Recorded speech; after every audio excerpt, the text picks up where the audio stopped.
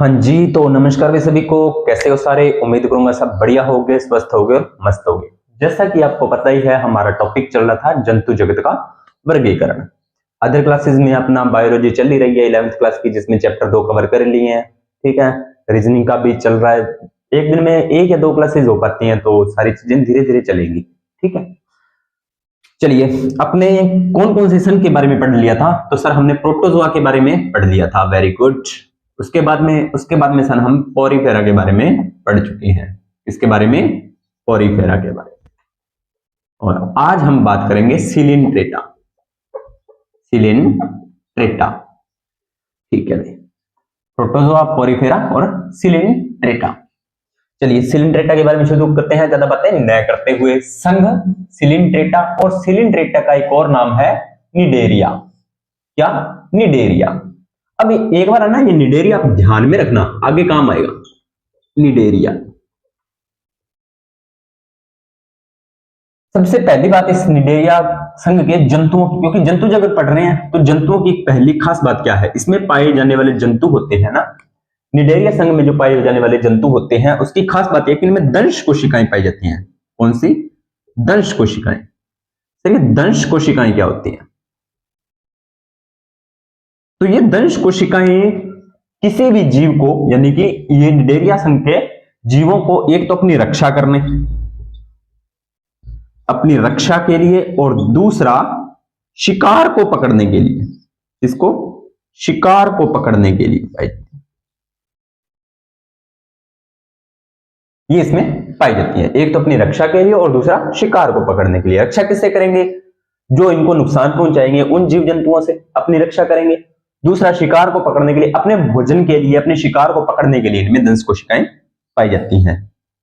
ठीक है, ये आपको खास बात ध्यान में रखनी है। तो यह जो सिलिंट्रेटा है वो दंश कोशिका धारक होते हैं।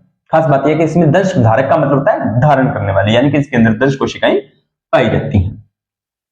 दूसरी बात, शब्द प्रयोग, यानी कि सर्वप्रथम निडेरिया से सिलिंट्रेटा शब्द का प्रयोग किसने किया था? वो किया था लुकोर्ट ने। किसने किया? लुकोर्ट।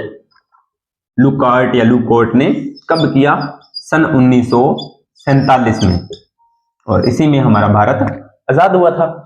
ठीक है, तो वर्गीकरण होता है ना, वो धीरे धीरे हुआ था और धीरे धीरे चीजों को खोज हुई थी। इसमें सिलिंट्रेटा में लगभग 9500 जातियों को रखा गया है। कितनी जातियां? लगभग 9500 जातियां। ये आपको याद रखना है। कितनी जातियां? लगभग 9500। लेकिन हमें 9500 नहीं पढ़नी है, ठीक है, बस याद रखना है। 9500 पढ़ने बैठ गए तो फिर मुश्किल हो जाएगी ना। 9500 नहीं पढ़नी है, एक दो के बारे में नाम याद रखने हैं। अगली, यह बहुकोशिक होते हैं? बिल्कुल होते हैं, वो तो हमने देख ही लिया। एक कोशिकीय तो सिर्फ एक ही था ये, बाकी ये सारे के सारे अब आएंगे जितने क्या होंगे, बहुकोशिकीय होंगे। एक बात बताऊं, प्रोटोजोआ से विकसित पोरीफेरा था, अब पोरीफेरा से विकसित थोड़ा सिलिंट्रेटा होगा। उसके बाद में आएगा वो इससे विकसित होगा, ऐसे ऐसे करते धीरे धीरे विकास होता रहेगा। तो एक कोशिकीय तो है ये, लेकिन निम्न स्तर के जंतु हैं। यानी कि निम्न स्तर का मतलब क्या होता है? छोटे जंतु। निम्न स्तर के जंतु, यानी कि इनमें कुछ कमियां पाई जाएंगी। जो उच्च श्रेणी के जंतु होंगे उनसे अलग होंगे, निम्न श्रेणी के होंगे, यानी कि छोटे जंतु होंगे। ठीक है, अब जंतु तो हैं, जैसे गवर्नमेंट जॉब की बात करें, गवर्नमेंट जॉब तो 4th ग्रेड की भी गवर्नमेंट जॉब है और यूपीएससी की भी गवर्नमेंट जॉब है, लेकिन दोनों में डिफरेंस है तो दोनों ही गवर्नमेंट जॉब, लेकिन 4th ग्रेड में कुछ जो आपको अधिकार दिए जाते हैं वो कम होते हैं, यूपीएससी में आपके थोड़े अधिकार ज्यादा होते हैं। 4th ग्रेड में लगने के लिए आपको थोड़ा कम पढ़ना पड़ता है, उसके लिए थोड़ा ज्यादा पढ़ना पड़ता है। उस प्रकार से चीज मिलती है ना। ठीक है, अधिकांश जंतु समुद्र में पाए जाते हैं। अधिकांश जंतु कहां पर पाए जाते हैं? अभी तक पाए जाने वाले जंतु लगभग समुद्र में ही पाए जाते हैं, तो ये भी समुद्र में पाए जाते हैं। यह जलीय होते हैं, समुद्र में पाए जाते हैं, जलीय होते हैं। और दूसरी बात क्या है इसकी? दूसरी बात ये है एकांकी व संघधारी जंतु, यानी कि समूह में पाए जाते हैं। अकेले भी रह सकते हैं और समूह में भी रह सकते हैं। अकेले भी रह सकते हैं और समूह में भी रह सकते हैं, लेकिन ज्यादातर ये समूह में रहते हैं। ज्यादातर ये समूह में रहते हैं। वैसे तो अकेले भी रह सकते हैं, लेकिन ज्यादातर ये समूह में रहते हैं। ठीक है, अगली बात, द्विस्तरीय जंतु है। द्विस्तरीय का मतलब जो स्तर होते हैं ना, एक्टोडर्म, एंडोडर्म, मेसोडर्म, उस प्रकार से इसमें दो स्तर पाए जाते हैं। कौन कौन से? एक्टोडर्म और एंडोडर्म। कल मैं इस एक्टोडर्म और एंडोडर्म के बारे में मैं आपको बता चुका हूं कि एक्टोडर्म क्या होती है और एंडोडर्म क्या होती है। एक्टोडर्म और एंडोडर्म। एंडोडर्म को एक और भी कहा जाता है, नाम होता है जिसे कहते हैं गैस्ट्रोडर्मिस। क्या कहते हैं? एंडोडर्म को गैस्ट्रोडर्मिस। ये भी आपको थोड़ा सा ध्यान में रखना है। अगली बात, दोनों स्तरों के मध्य है। हाँ, ये बात इंपॉर्टेंट आती है और ये विशेष भी है, इसको रफ करते हैं। ये बात आपके लिए थोड़ी सी विशेष हो जाएगी, इसलिए इसको एक बार रफ करते हैं। यहां से विशेष बात क्या है? मान लीजिए ये कोई जंतु है, तो उसकी ये कौन सी होगी? एक्टोडर्म, और ये होगी आपकी उसकी एंडोडर्म। ठीक है, एक्टोडर्म और एंडोडर्म के मध्य यानी कि इनके बीच के जो ये वाला भाग है, इसमें क्या पाया जाता है? तो इसमें पाया जाता है अकोशिकीय मेसोग्सिया। क्या पाया जाता है? अकोशिकीय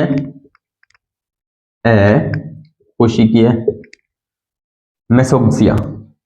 मेसोग्सिया मेसोग्सिया पदार्थ होता है भाई, वो इसके मध्य में पाया जाता है। वैसे तो बड़े जंतुओं की बात करेंगे तो यहाँ पे मेसोडर्म आ जाएगी। जब बड़े जंतु, उच्च जंतुओं की बात करेंगे ना, तो यहाँ पर मेसोडर्म आ जाएगी। लेकिन अभी मेसोडर्म नहीं है, अभी मेसोग्सिया है बस। अकोशिकीय यानी कि इसमें अकोशिकीय द्रव पदार्थ के रूप में होता है। अगली बात, कोशिकाएं ऊतक स्तर पर व्यवस्थित रहती हैं, यानी कि इस जंतुओं में जो कोशिकाएं होती है ना, वो ऊतक बनाती हैं। मोटी मोटी बात है, ऊतक बनाती है, तो इनका शारीरिक संगठन क्या होगा? ऊतकीय स्तर, है ना। तो इनके शरीर में ऊतक पाए जाते हैं, कोशिकाएं मिलकर ऊतक बनाती हैं, ये हम बहुत बार पढ़ चुके हैं। तो इसमें ऊतक पाए जाते हैं। लो जी, इससे थोड़ा एडवांस हो गया ना ये। इससे इसमें एक कोशिका थी, इसमें कोशिकाओं का समूह था, लेकिन ऊतक नहीं था। लेकिन इसमें ऊतक आ गया है, इसमें ऊतक आ गया है। इनमें एक ही गुहा पाई जाती है, जिसे अंतर गुहा कहते हैं। ये वाली होती है भाग गुहा। ठीक है, मतलब एक पाइपलाइन स्ट्रक्चर होती है ना, उसे गुहा बोलते हैं। तो उसमें एक ही गुहा पाई जाती है, जिसे कहते हैं अंतर गुहा। क्या कहते हैं? अंतर गुहा। शरीर होता है अरीय सममिति। शरीर क्या होता है? अरीय सममिति। अरीय का मतलब होता है कि इसे कहीं से भी काटो, ये प्रॉपर दो भागों में कटेगा, इस प्रकार से इसे प्रॉपर। अब जैसे सममिति का मतलब क्या होता है कि ये कैसे बनाया? अब जैसे देखो, हमारी सममिति है वो, अगर मैं इसको इस तरह से काटता जाऊं तो आगे वाला फेस अलग दिखा, दूसरा फेस अलग दिखेगा। इस तरह से काटो तो अलग दिखेगा, इस तरह से काटो तो अलग दिखेगा। लेकिन इनमें ऐसा नहीं होता। इनको अगर ऐसे काटो तो भी वैसे, जैसे गन्ना होता है ना, ईख, आप कहीं से भी उसको बीच में से काटो वो समान दिखेगा। लेकिन हमें अगर इस तरह से बीच में काटा जाए तो अलग बॉडी अलग दिखेगी, इस तरह से काटा जाए तो अलग दिखेगी। उस प्रकार से इसमें अरीय सममिति पाई जाती है। शरीर में ना तो सिर होता है और ना ही गुदा होती है। शरीर में ना तो सिर होता है और ना ही गुदा होती है। ठीक है, पाचक होता है, पाचक के लिए एक गुहा होती है जो थैली के समान होती है। पाचक के लिए गुहा होती है, पाचक के लिए क्या होती है? गुहा होती है, जिसे कहते हैं एक, ये गुहा एक थैली के समान होती है। कोई विशेष बात नहीं है, बस नॉर्मल चीजें हैं। मुख के चारों ओर संस्पर्शक पाए जाते हैं। हाँ, ये बात इंपॉर्टेंट है, संस्पर्शक। इसमें संस्पर्शक का मतलब होता है कि स्पर्श करने के लिए, मतलब संस्पर्शक का मतलब है मुख के आसपास है ना, कुछ स्पर्श करने के लिए संरचनाएं पाई जाती हैं। जैसे मान लीजिए इसका मुख है, तो इस प्रकार से कुछ संरचना पाई जाएगी, संस्पर्शक बोलेंगे ही। संस्पर्शक वह शरीर के अन्य भागों में दंश कोशिकाएं पाई जाती हैं। अब देखो, मुख के पास है, मुख के पास क्या है? संस्पर्शक है, संस्पर्शक है। इन्हीं संस्पर्शकों में क्या पाई जाती है? दंश कोशिकाएं। क्या पाई जाएंगी? दंश कोशिकाएं। क्या पाई जाएंगी? दंश कोशिकाएं। अब ये दंश कोशिकाएं इसमें पाई जा रही हैं। अब मान लीजिए यहां पर कोई इनके लिए ये जीव है, मान लीजिए यह जंतु है, ठीक है। अब इसको भोजन की जरूरत है, तो ये इस जीव को आक्रमण करेगा या इसका शिकार करेगा। किसके द्वारा? इस संस्पर्शकों के द्वारा, क्योंकि इसमें दंश कोशिकाएं, और दंश कोशिकाओं का काम क्या है?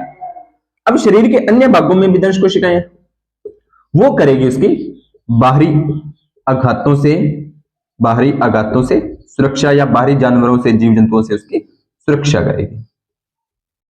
लो जी, वो भी बात क्लियर। टिनोफोरा में दंश कोशिका नहीं पाई जाती है। टिनोफोरा इसका एक जंतु है जिसके अंदर क्या होता है, दंश कोशिकाएं नहीं पाई जाती है। टिनोफोरा, ये आप थोड़ा सा याद रख लेना है, टिनोफोरा। कोई खास बात नहीं। ना तो इनमें श्वसन तंत्र पाया जाता है, ना ही उत्सर्जन तंत्र पाया जाता है, और ना ही परिसंचरण तंत्र पाया जाता है। क्यों? क्योंकि अभी हम तंत्र तक पहुंचे ही नहीं है। शरीर शारीरिक संगठन तो अभी उत्तक तक ही पहुंचा है, उत्तक के बाद में अंग बनेंगे, अंग के बाद में तंत्र बनेंगे ना। तो हमें इसमें परेशान होने वाली बात ही नहीं है, क्योंकि ना तो इसमें श्वसन तंत्र पाया जाएगा, ना ही उत्सर्जन तंत्र और ना ही परिसंचरण तंत्र। तो फिर सर श्वसन और उत्सर्जन कैसे होता है? शरीर की सतह द्वारा। श्वसन और उत्सर्जन शरीर की सतह द्वारा हो जाता है ना। विसरण जो हमने आपको बताया था वही। तंत्रिका कोशिकाएं, शाखाएं आपस में मिलकर तंत्रिका जाल बनाती हैं। इनमें तंत्रिका कोशिकाएं पाई जाती है। अभी क्या पाई जाती हैं? तंत्रिका कोशिकाएं। लेकिन तंत्रिका कोशिकाएं आपस में मिलकर एक जाल बना लेती है। तंत्रिका तंत्र नहीं बनाती, जाल बना लेती है, जिन्हें बोलते हैं तंत्रिका जाल। क्या बोलते हैं? तंत्रिका जाल बोलते हैं। बस इनमें नेत्र बिंदु या स्टेटोसिस्ट पाए जाते हैं। इनमें नेत्र बिंदु या स्टेटोसिस्ट पाए जाते हैं। अब एक पॉलीपॉइड चूनेदार अस्थि का निर्माण करते हैं, जिसे कोरल कहते हैं। तो कोरल क्या होता है? कोरल सिलिंट्रेटा। कोरल क्या होता है? सिलिंट्रेटा। कोरल क्या होता है? सिलिंट्रेटा में पॉलीपॉइड मिलकर चूनेदार अस्थियों का निर्माण करते हैं। चूनेदार अस्थियां कैल्शियम कार्बोनेट या कैल्शियम हाइड्रोक्साइड, जो भी आपको याद हो, कैल्शियम ऑक्साइड, चूनेदार मतलब चूना नाम आ गया तो मतलब वहां पे कैल्शियम है, और आपको पता है हड्डियों में कैल्शियम पाया जाता है। तो उससे उसमें पाई जाने वाली अस्थियों को क्या बोलते हैं? कोरल बोलते हैं। क्या बोलते हैं? कोरल बोलते हैं। जीवन चक्र में पीढ़ी अंगांतरण पाया जाता है। इसके बारे में मैं भी आपको बता चुका हूं, पिछली क्लासों में देखोगे तो सारा चीजें पता लग जाएगी, जिसे बोलते हैं मेटाजेनेसिस। पीढ़ी अंगांतरण को क्या बोलते हैं? मेटाजेनेसिस। जो दो प्रकार का होता है, पॉलीपॉइड और मेडुसोइड। पॉलीपॉइड और मेडुसोइड, ठीक है। अगर जनन की बात करें तो अलैंगिक जनन मुकुलन द्वारा और लैंगिक जनन युग्मकों द्वारा। ये सारी बातें बताई हुई हैं, तो दोबारा बताने की जरूरत नहीं है। इनमें जो लार्वा होता है, उस लार्वा को क्या बोलते हैं? लार्वा को बोलते हैं प्लेटूला। ये याद रखना, सिलिंट्रेटा के लार्वा को क्या बोलते हैं? प्लेटूला बोलते हैं। सिलिंट्रेटा के लार्वा को क्या बोलते हैं? प्लेटूला कहा जाता है। सिलिंट्रेटा के लार्वा को प्लेटूला कहा जाता है। कोशिका में श्रम विभाजन होता है।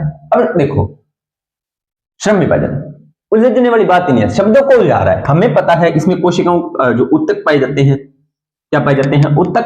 तो उत्तक किससे मिलकर बनते हैं? कोशिकाओं से। कोशिका का समूह है। तो कोशिकाओं के अलग अलग समूह होते हैं, तो अलग अलग कोशिकाएं अलग अलग कार्य करती है। ऐसे नहीं भी एक ही कोशिकाएं एक ही कार्य करेंगी, नहीं, अलग कोशिकाओं के विशेष कार्य होंगे, तभी तो उत्तक बनेंगे ना, तभी तो उत्तक बनेंगे।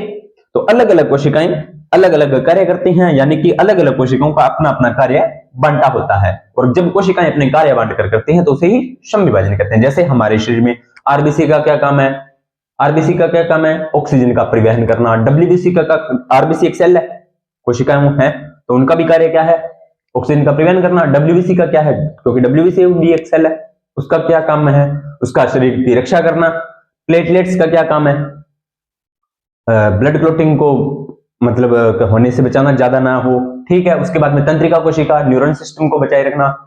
इस प्रकार से हमारे बॉडी में अलग अलग सेल्स है, अलग अलग कार्य किए हुए हैं, वही श्रम विभाजन है। कोशिका का श्रम विभाजन वही है, ठीक है। मस्तिष्क इसमें होता नहीं है, क्योंकि देख ही लिया पहले। यहां पर देखो ना, लिखा हुआ है ना कि तंत्रिका कोशिका अपनी तंत्रिका जाल बनाती है, बस। तो मस्तिष्क नहीं होता अभी इसमें पूर्ण विकसित, क्योंकि मस्तिष्क तक कभी पहुंचे ही नहीं है, मस्तिष्क तक कभी पहुंचे ही नहीं है। तो इसमें कुछ एग्जांपल्स याद रखने, hydra, filaria, obelia, aurelia, sea anemone, pennatula, gorgonia. ये आपको नाम याद रखने पड़ेंगे भाई, इसका कोई इलाज नहीं है, नाम लिखोगे याद करोगे तो याद हो जाएंगे, ठीक है, नाम याद रखने पड़ेंगे। हाइड्रा को क्या कहते हैं? हाइड्रा में अमृतत्व का गुण पाया जाता है।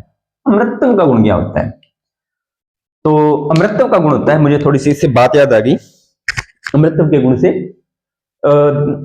आप है ना, कभी मौका मिले तो करणी माता जी की जीवन गाथा सुनना, मुझे ना वो बहुत इंटरेस्टिंग लगती है, उसमें सुनने में मतलब उसकी जो बेस साउंड है वो भी बहुत अच्छी है, उसमें सुनते हैं तो माइंड बहुत रिलैक्स होता है, एक सुकून मिल रहा है एक प्रकार से। तो उसमें ना पहले मुझे वो समझ नहीं आती थी, लेकिन उसकी टोन थी वो अच्छी लगती थी, तो मैं सुनता रहता, फिर धीरे धीरे वो समझ में आने लग गई।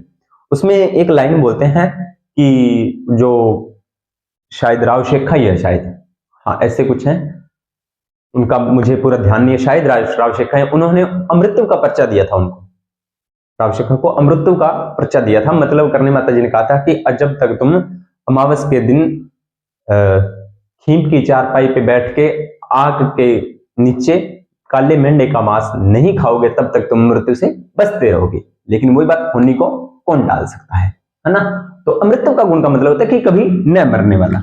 अमृतत्व याद आ गया तो मुझे वो थोड़ी सी कहानी याद आ गई दिमाग में, तो सोचा आपके साथ बता दूं, क्योंकि मैं दिमाग में कुछ रखता नहीं हूं, आपसे साझा कर देता हूँ अमृतत्व का गुण। क्योंकि अमृतत्व का गुण आप देखो कैसे, आपने हाइड्रा देखा होगा कुछ इस प्रकार से, छोटे क्लासों में आप स्ट्रक्चर देखते थे इस प्रकार से, फिर वो बड़ा हो जाता था, फिर वो एक नया जीव बना देता था इस प्रकार से।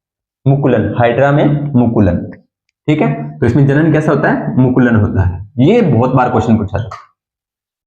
अगला है फाइलेरिया। फाइलेरिया को पुर्तगाली युद्ध पोल भी कहते हैं, क्यों? क्योंकि यह उल्टी जंगी जहाज की तरह लगता है, इसे देखने पर जंग के जहाज होते हैं ना, तो उस जैसा ये प्रतीत होता है। उसके बाद में ओबिलिया, ओरिलिया को क्या बोलते हैं, जेलीफिश बोलते हैं, ओरिलिया को जेलीफिश भी बोला जाता है। सी एनिमोन को मेट्रीडियम कहा जाता है।